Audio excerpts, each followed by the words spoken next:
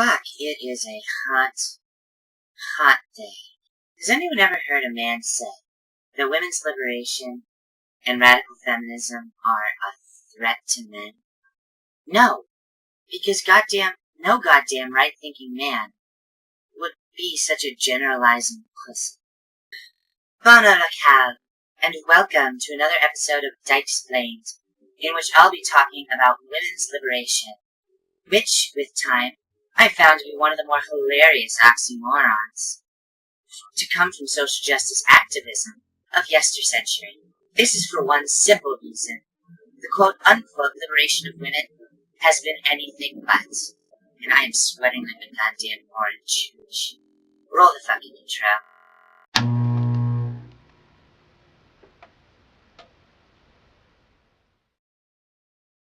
Gay! The women's liberation movement is not one single activist movement, but rather is defined as the collective struggle that sought to free women from the oppression of male supremacy through the 60s and 70s, consisting of women's liberation groups, protests, and the rise of feminist theory. The term is often used interchangeably with second-wave feminism. In this time, a lot of things changed in the world. The largest changes for women coming in many, many forms.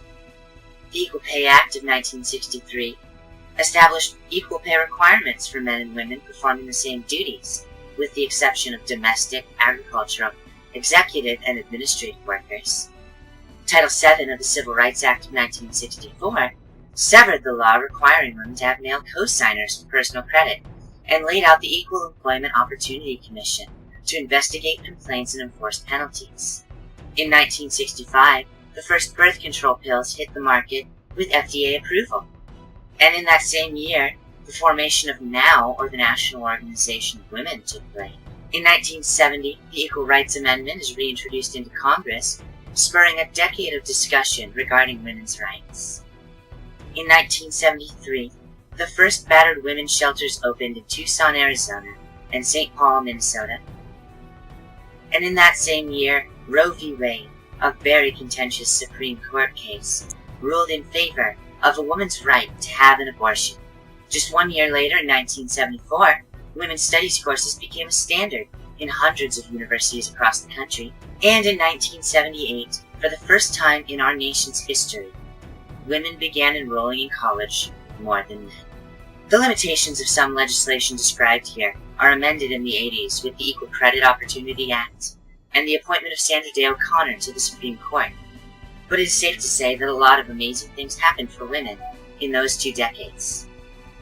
Things, however, definitely slowed down within women's liberation and the feminist movements in general within the last 25 years. And with good reason. There really wasn't any inequality left to fight within the purview of government.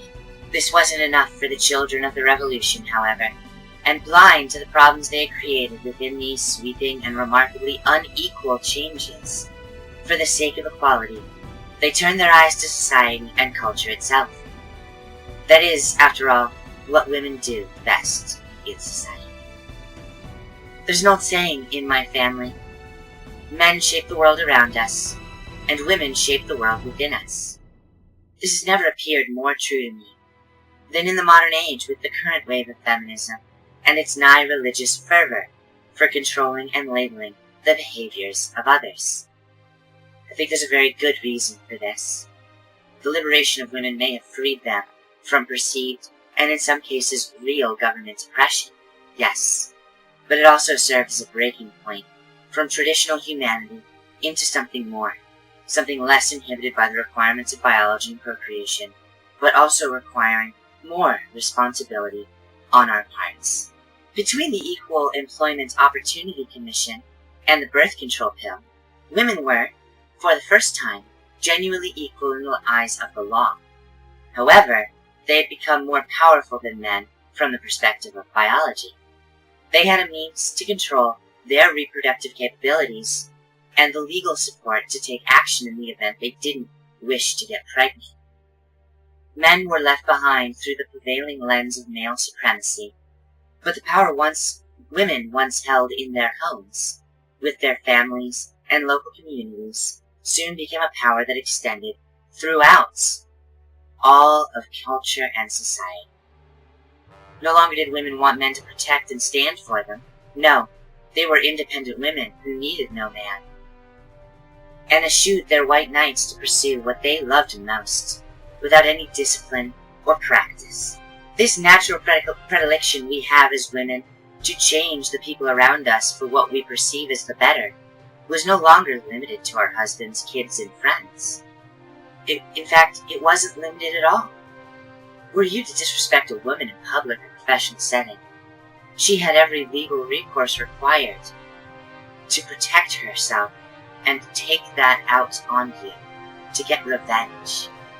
But none of these benefits extended to men, and as the decades have rolled on, more and more men have meekly accepted that women are in charge, and they just have to play along. But in continuing to practice this societal-level manipulation of morals and rights, women are painting themselves into a corner. Mark my words, fourth-wave feminism is too extreme to remain stably large for any extended period of time. It will soon destroy itself by forcing women to either find discipline within their own practice of manipulating others, or otherwise by becoming the very oppressive villains which they have strawmanned into place in their descriptions of men. In conclusion, I'll say this. It's time for women to take responsibility for the power we have in this world. Now, before we actually fuck something up for our children and our children's children. Bonsoir, ma chérie. See you next time. Mwah.